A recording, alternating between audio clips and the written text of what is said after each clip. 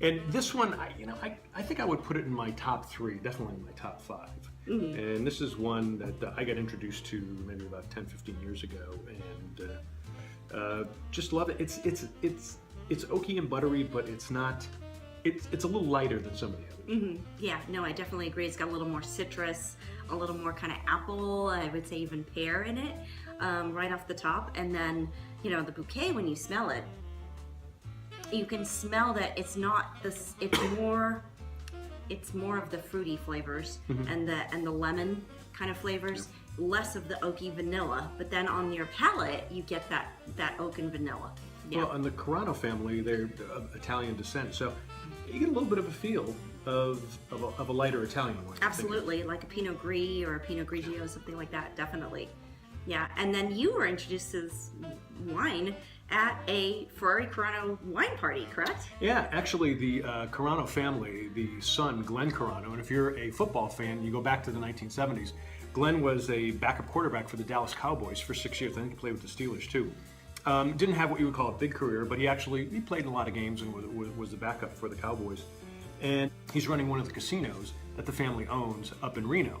I was at a celebrity golf event. And again, another John O'Hurley story. We mentioned John O'Hurley before. John's my buddy from high school, college, and hometown, Seinfeld fame. And we're playing in this event, and of course for the celebrities, they had, just free pouring wine. Well, 3 days of drinking Ferrari Carano. I mean, oh my gosh. So it could do worse.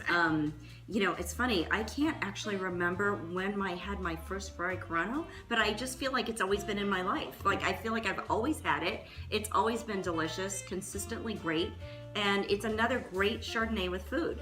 You can really pair it with anything because it's got the good acidity. And, again, when you have a great Chardonnay that's made well, it's full-bodied, it's complex. They actually source their grapes from Alexander Valley, Dry Creek Valley, Russian River Valley, and Carneros, which is a very complex blend to put together. So they're doing something right.